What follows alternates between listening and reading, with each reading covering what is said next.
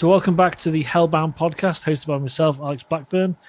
Michael is currently working on post-production of a few short films he's producing, and I've seen one of them, which is exceptional, so hopefully we'll get to talk about that a little bit soon. He started a production company. But I'm joined today by our first guest, independent filmmaker, as I'd call it, Balraj Kang. Is that correct? Is that how have I messed your name up again? No, that's perfect. You actually got that spot on. Yeah. Well, so, it's a great name, and especially his surname Kang. It's like, it's a super villain. Yeah. Take that the right way, Yeah, it's super simple as well. It always reminds me of the alien from Simpsons, because his name was Kang as well. Yes. So. The ones with the glass dome on them. Yeah. Yeah. Oh, that's awesome, man. Yeah. So how are you doing? Because it's the last time we spoke was almost 2 years ago, when we were in the midst of, the thing that shall not be named, that's hopefully coming to an end, and the Hellbound Horror Festival, which is coming back on the 1st of August. Amazing. So how are you doing, and what are you kind of up to at the moment? Yeah, I'm good. I think things are sort of getting back to normal a bit. So at the moment, finishing off Mortis, so that just doing the VFX editing on that, and that should be ready end of this month. For anyone that doesn't know, what is Mother Mortis? Can you describe that briefly? Yes. So it's sort of my love letter to two genres, and I think in horror anyway, subgenres like H.P. Lovecraft, which I'm a big fan of, and also slasher films like Friday, Halloween, and it's sort of a merging of both. And I'd probably say it's more of a splatter film because it's got a lot of gore in it. We all love that. We all love that. And it took us a year to make. We started shooting last March last year. We finished sort of around September, October time.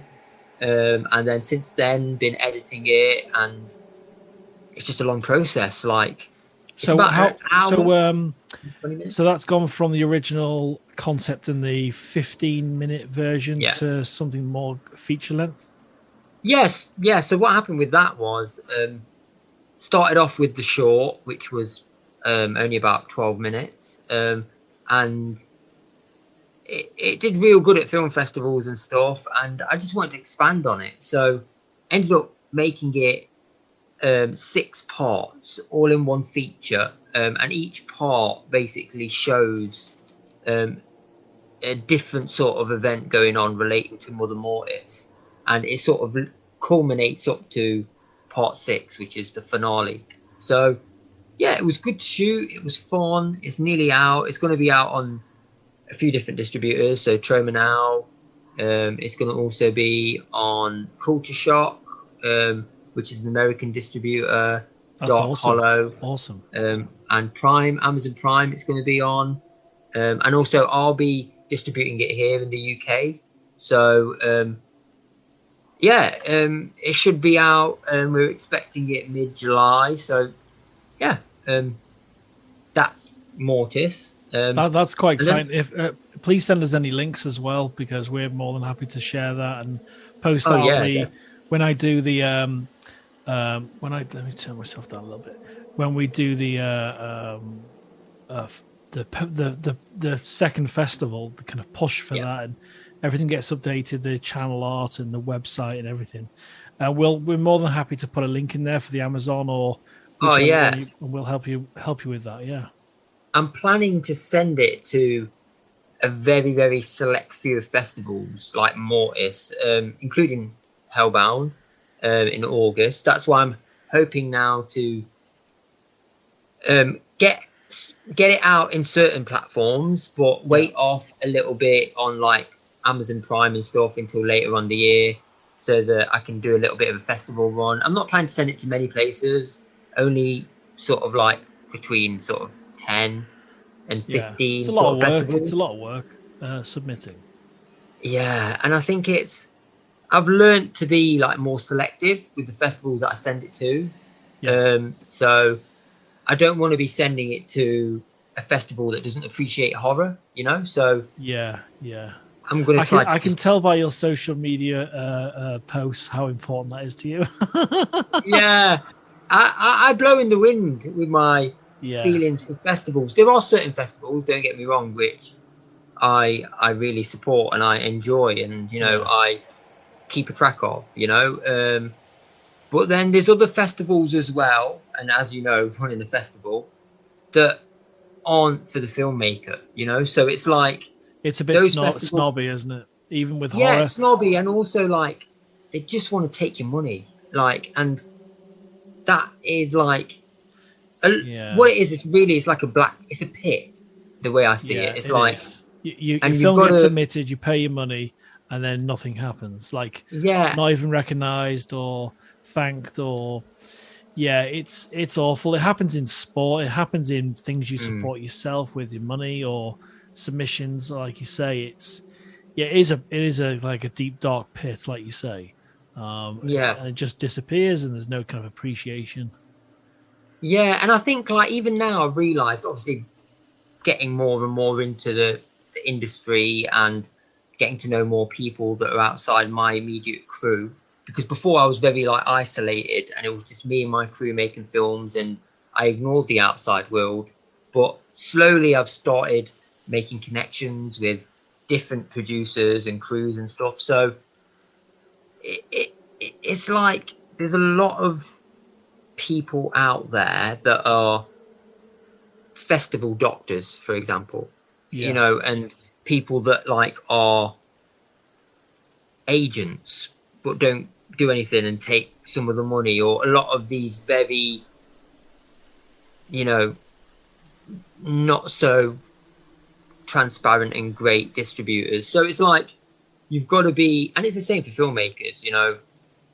You get certain filmmakers where it's just they're in it for the wrong reason. They churn out 20 crap horror films every year, and I can't do that. It takes me a year to make it from the idea to making it to editing it. Well, that's it, because you're keeping your focus, and it's extremely difficult to make anything. It really is. Like, I've got this idea for a short film. There's a kind of otherworldly presence in it, and it's only going to be 5 minutes, and I've got a few of my close friends and the host of the last, or one of the, because this might not necessarily get released next week, but one of the episodes that, recently of the Hellbound podcast, that featured Will Cotton, episode 33. He's a long time collaborator, and we find it so difficult with, you know, earning a crust whilst also trying to make a film. We find it really difficult to find projects to work on. So when we do find something, we all want to be engaged. Like, I'd love to talk to you a little bit about your crew, actually, and what you kind of the makeup is in terms of who does what and how you met them. So Will and I have got this project together. We've got an actress friend of mine who was in Justice League. She's got a few lines of dialogue in the first version, not the recut version. So she's going to feature in that, and thankfully it's not like an issue with what do you call it, Screen Actors Guild, you know, where you have to be have to have all of that. Like, I've spoken to American friends of mine, and it's extremely difficult even to cast their friends in their short films. So thankfully this friend of mine who's in Justice League, she's she's really happy with being in the short, and it's very, very difficult to get anyone on board. So if you can tell me a little bit about your the makeup of your team, and because I see it's quite a big crew now. Yeah, it's big. I think it's all about following the project, and it's like proving yourself. Like, for example, when I first started out, it was difficult to get a crew at all because no one believed that I could make anything. So, you know, you get a lot of them indie filmmakers where they're a one-man crew. You know, they write, direct, they shoot it, they act in it, they edit it, they do everything. But it's very limited. Like, you know what it's like, you know, like you guys have made short films and stuff. You know that on a day of filming, time is everything.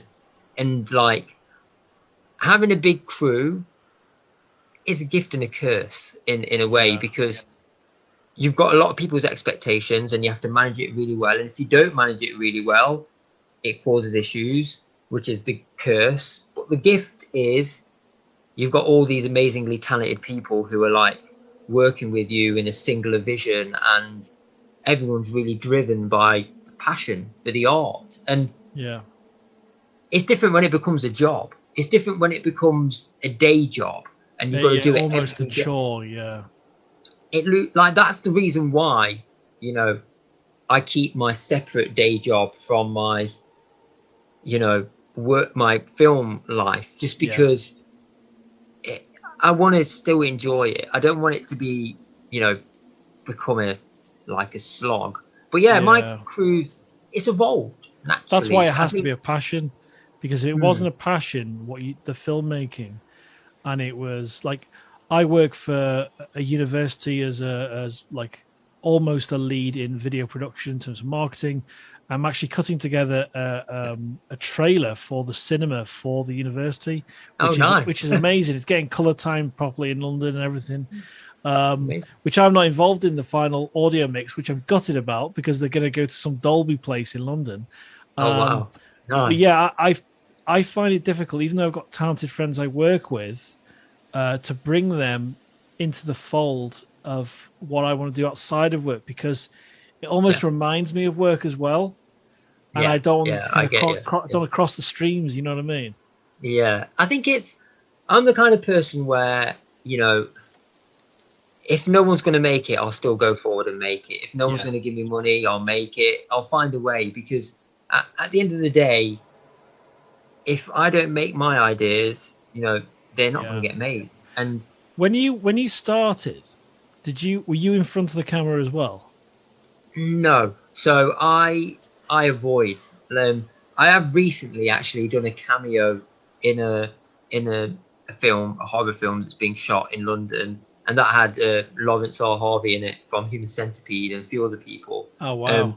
And that's called Video Shock Tales of Terror, and it's 6 different anthologies, and I'm directing a segment for Video Shock 2.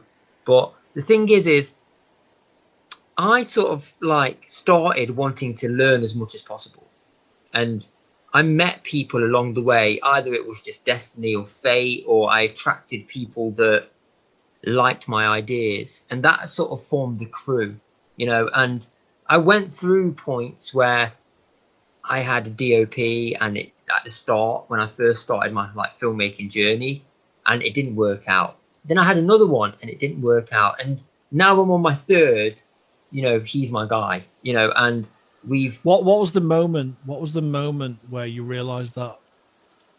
I think the moment I realized it was when the first day that we had on set, and we were filming Mother Mortis Chapter 3, Part 3. And that was really the first time Rick, who's my DOP, it was all up to him. And that was sort of like our first date, you know, if you're like the director and the DOP, you know. So what made me realize, here's my baby, please please look after it. Yeah. And it's sort of like, I think the way I realized he's my guy is, number one, he was super easy to work with and super nice, and we're like best of friends now, you know. He's actually one of my best friends, you know. And that was obviously not when we first met, but I could tell this guy's easy to work with, and he's on point. And what made him realize he's my guy was he's got an engine as the same as me.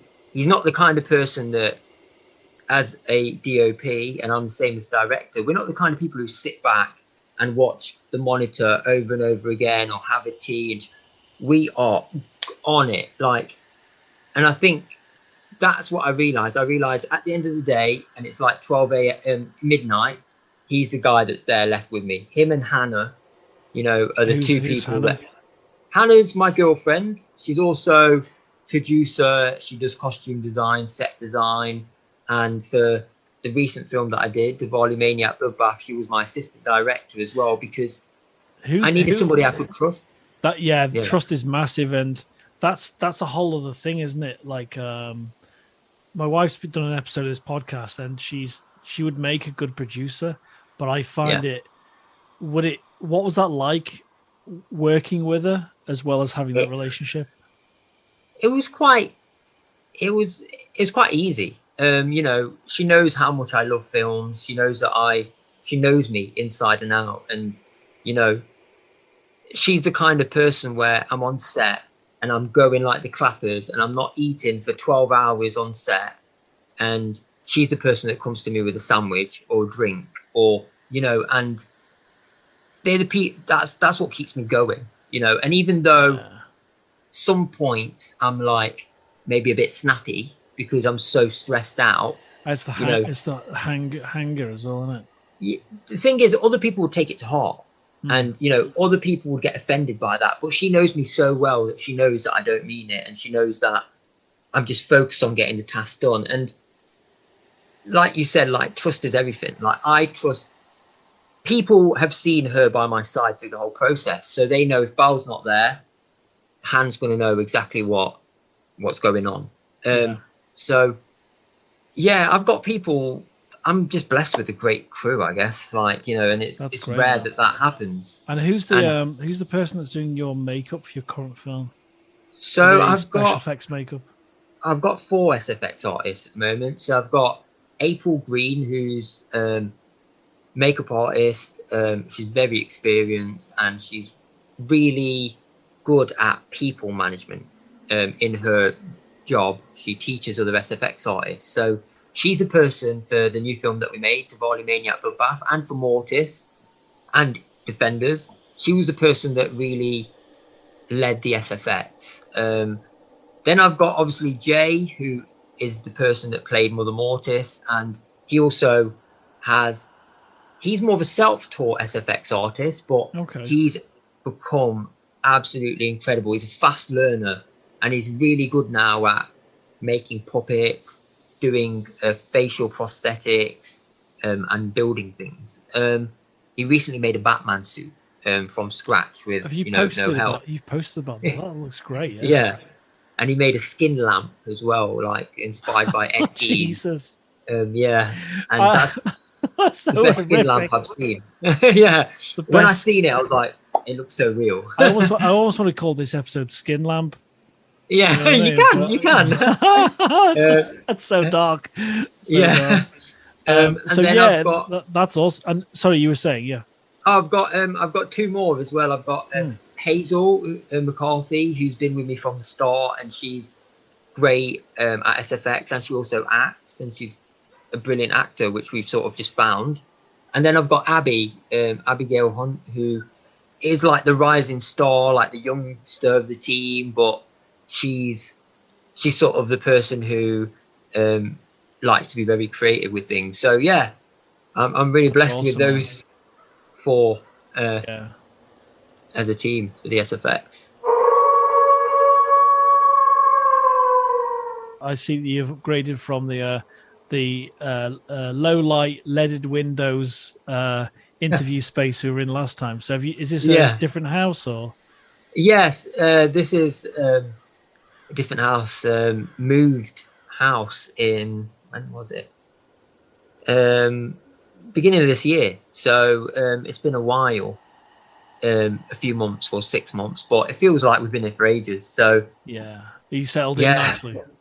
Yeah, settled in really nice. It's a quiet neighborhood, and it's sort of a bit secluded, so it's quite nice. Get a lot of peace and quiet around here. That's good, man. It's similar to where I live. So I'm in the same house, but we're part of an army barracks, and we're on a private street within the army barracks because parts of it have been sold, and there's a fenced off area where the army is.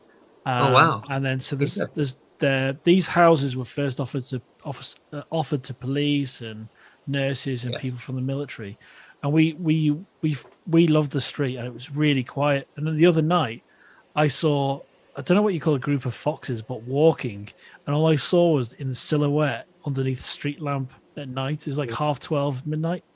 Oh, and it's really nice to kind of live somewhere quiet and then go into the chaos of work. Yeah, filmmaking. You know.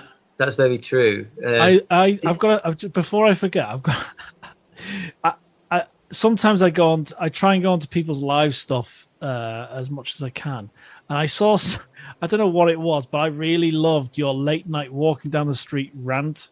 I can't remember what it was about, but I think it was a filmmaking thing, but it was hilarious. Love that. Yeah, I think that was New Year time or Christmas. Yeah, it sounds time. about right. Yeah. Yeah, I do. I've been less on the rants just because I've not had much time social media wise, and also I felt personally that it's taken over my life. It's too much. It's too much. Yeah, and it's becoming like a horror film, like in reality, where it's like I slowly feel that I'm becoming addicted to it. So I had to just step back a little bit. And look how many people are gonna have bad necks. You know, they're gonna have this, like the broke neck lady from House on Haunted Hill. Yeah, be like that, man. Yeah, it's just, I don't know. I think it's just really, it's just too much, and it's like too much info all the time, and I need a bit of a break from the whole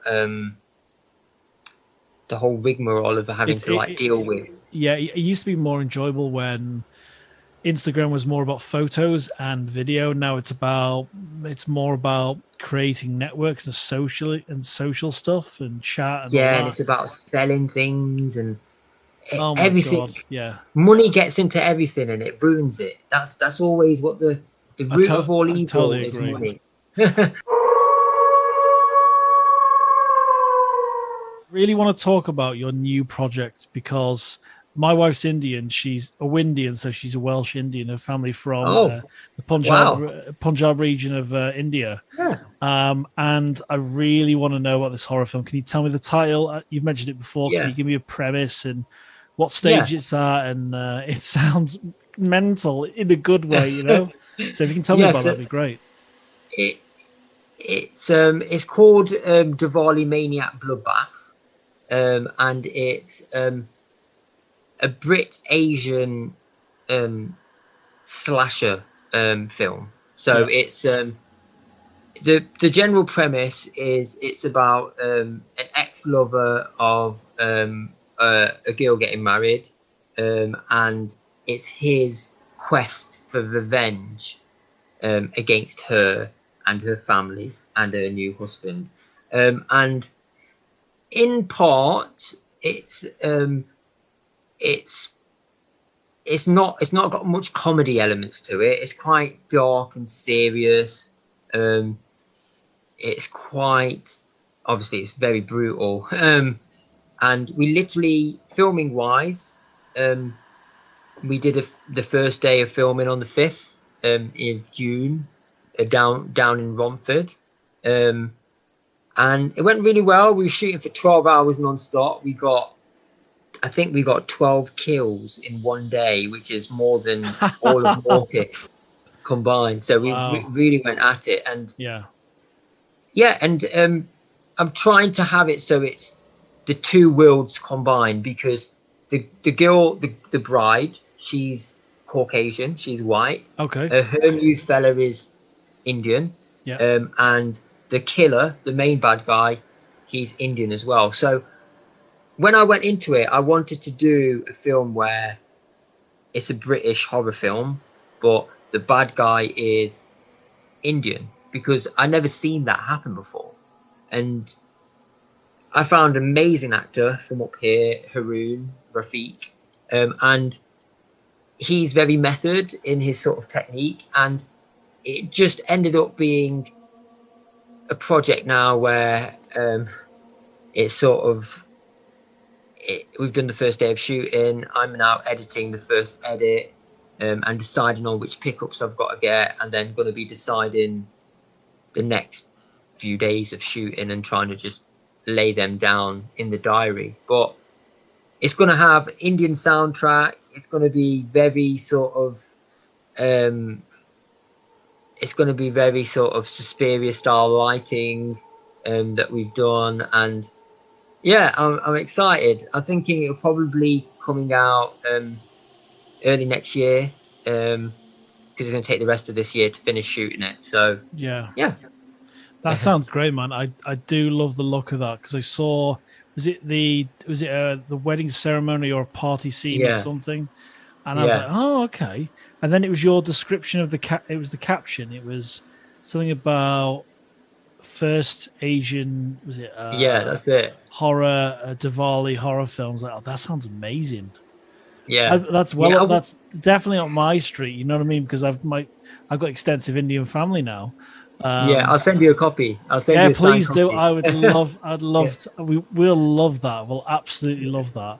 I think it's a market. You know, from a financial point. I'm not a financial point of view, but from a market point of view, I think it's a really strong market to kind of lean into, because there's definitely a huge kind of Indian population in the UK, and because you have that mix. I knew very little about. I knew enough about Indian culture, but as soon as I had the family, like the food I just had now was from my mother-in-law, and she's exceptional. It's rotis and everything. You know what I mean? Oh, lovely! Yeah. Punjab is my area as well. So awesome. So I'm down for that. I'm down to support that. So anything I can do, or with the small platforms I have, I want to kind of shout about that, because it's. Are you going to have that almost? This is obviously, you probably already made this decision. Are you going to have that almost not bad audio sound you have in some Bollywoods? Because there's like an earlier Bollywood sound almost. Yeah. Because there's. Are you going to have music in it? Is it going to lean less towards Bollywood? Is it more going to be kind of a British Asian film? I think music-wise, I've got my composer who made the music for Mortis, Pat from Switzerland, making the music. Okay. And I've also got Aaron as well, who's assisting him. But I want the audio to be good. We're going to go with a mix, soundtrack-wise, of horror mixed with a bit of Bollywood, a bit of traditional Punjab Bhangra music rather than Bollywood, which is very sort of Hindi inspired. Punjabi music, Sikh music is more different instruments. So I'm going more down that phase. Awesome. Because that's more sort of Indian folk music, which is a bit more authentic. So, you know, there is that sort of divide. But I have been, you know, very blessed to work with some producers, Lal Singh, who helped me get the project off the ground, and also Sandesh in India, who lives in Bangalore. So he's good friends with the Ramsey brothers, who are like pioneers in Indian horror cinema. They were the guys that sort of started making Indian horror. So I am hoping, obviously, I can get it out in India as well, and I think it will have a big audience, because there's a lot of dialogue in the film, which is a mixture of Punjabi and English. So, you know, I'll be doing subtitles so people can understand. But yeah, I just want to do something different. You know, it's really hard, as you know, in the horror market to stand out. And I thought, what do I have that makes me stand out? And I thought it was my culture. It's something that I should use to my advantage. And totally, really... you like comedians, writers, anyone creative that's, you know, had huge success. They always kind of look back, and their influences are their own lives, their kind of cultures. So I think this is a really smart move. I think this is a really creatively, you know, untapped for yourself.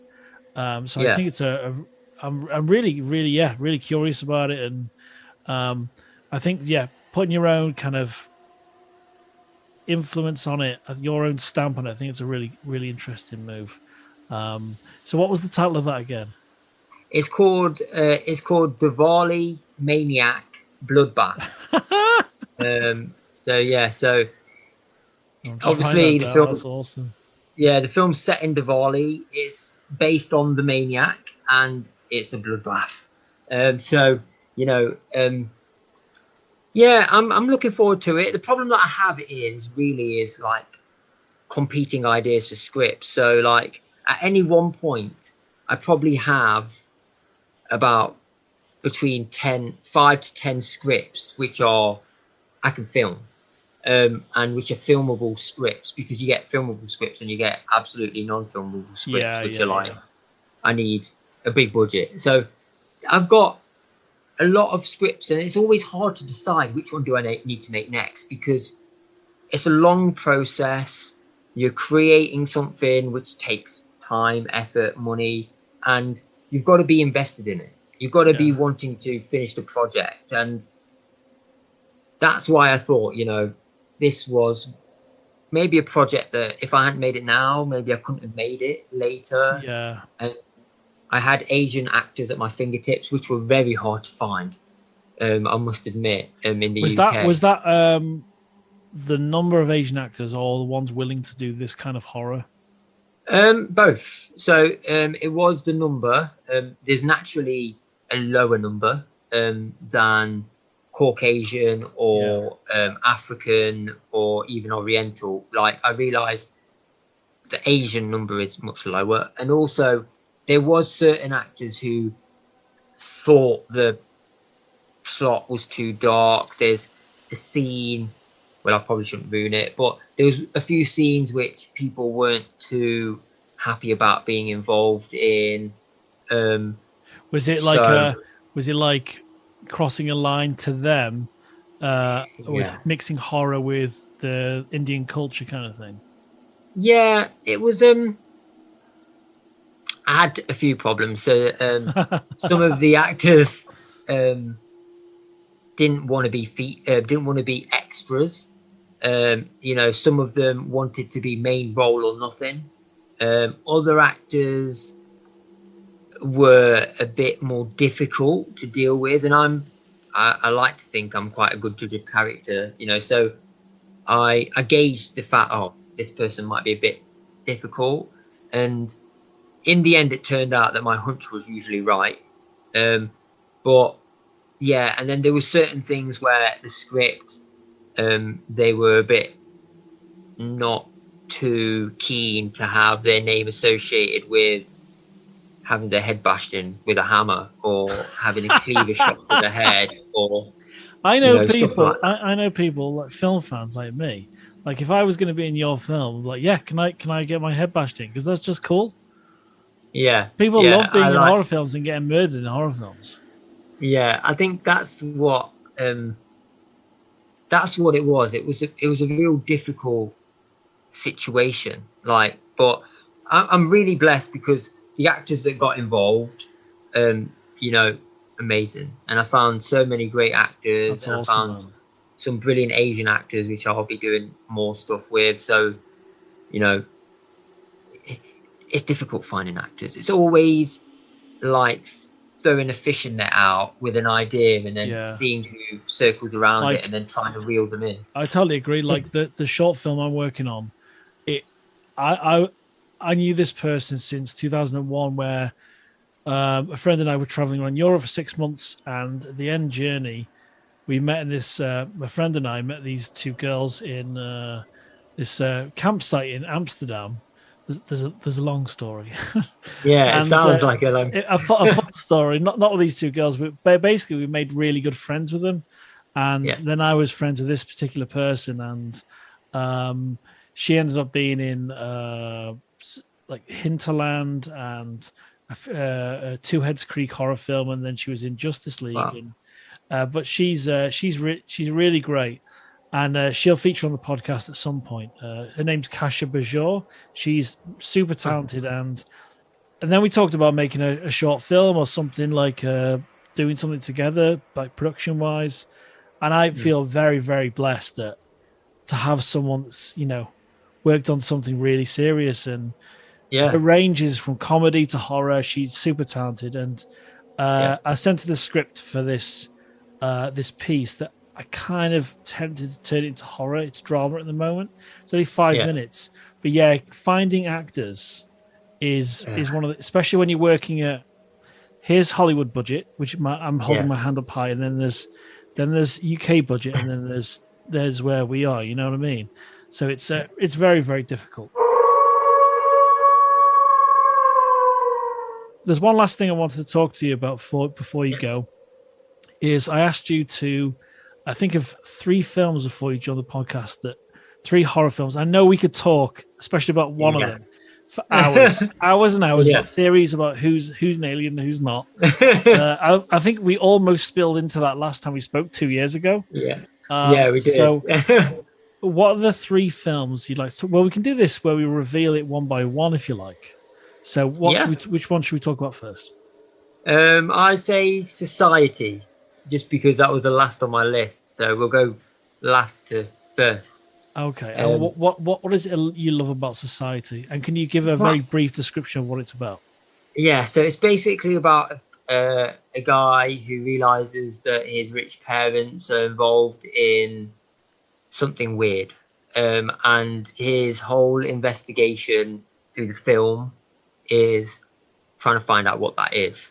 And it's a secret society of sorts, and it's a body horror. So I'll let you watch it. I won't ruin it. But what I like about that, David Cronenberg? No, it's Brian Yuzna.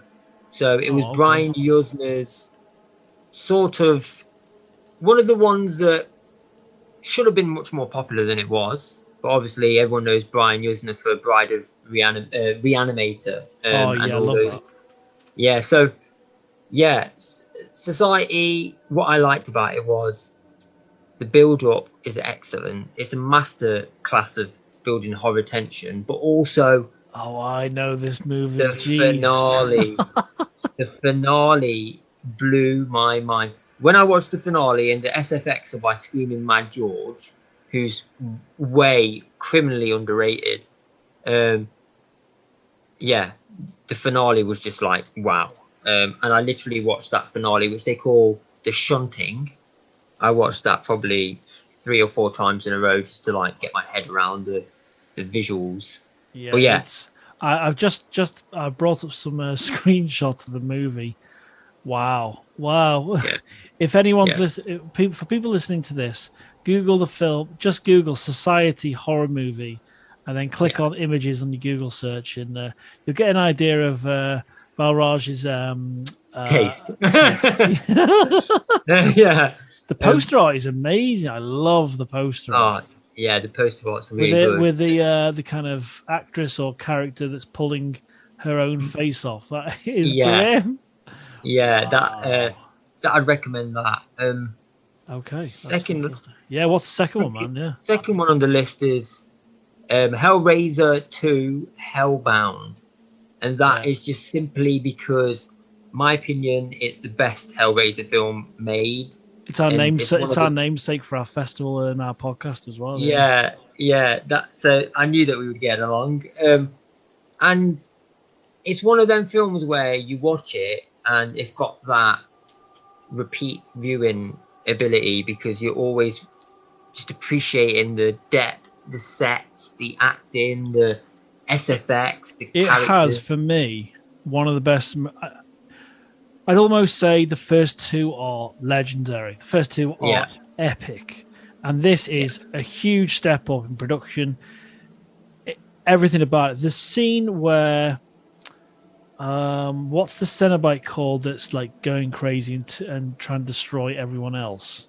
Oh, Dr. Channard. So dark. Dr. Channard's where he's in that. I think he's trying to destroy Pinhead in that room with all the light, the beams of light coming through, the chains hanging down.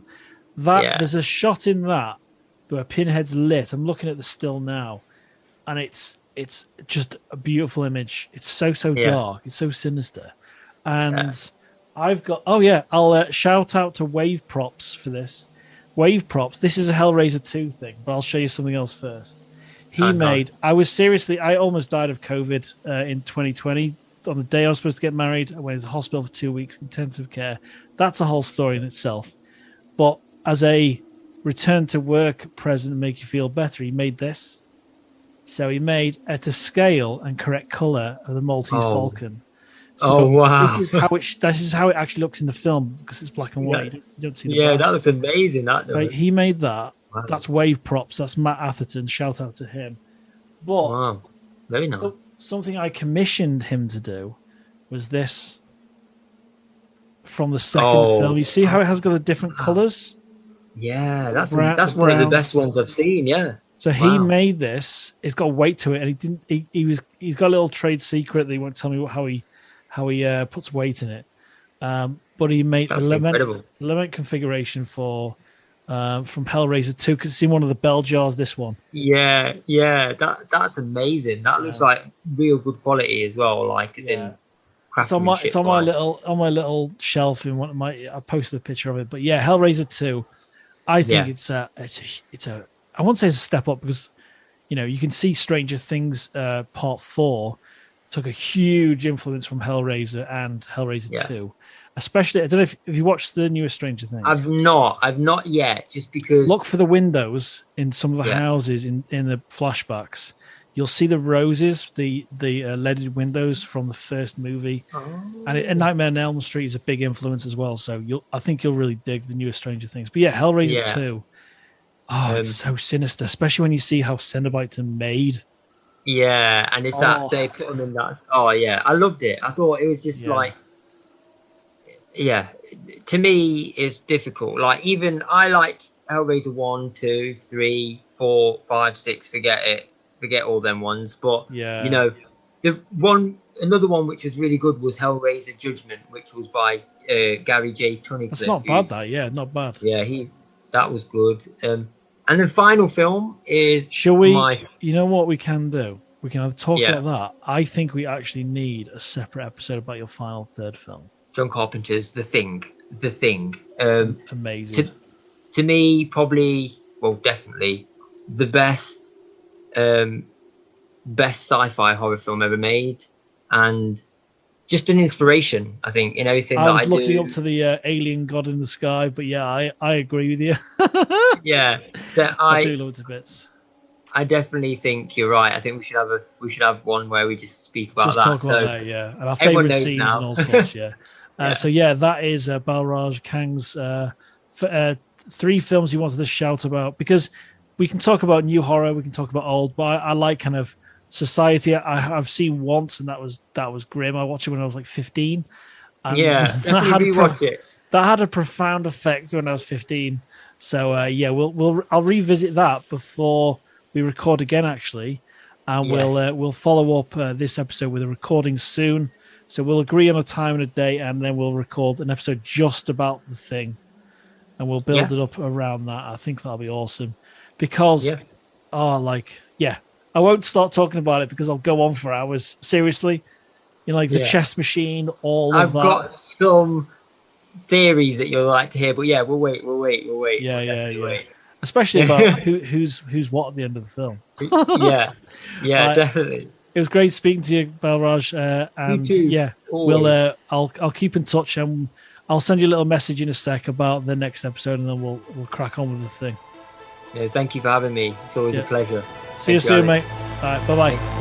Bye.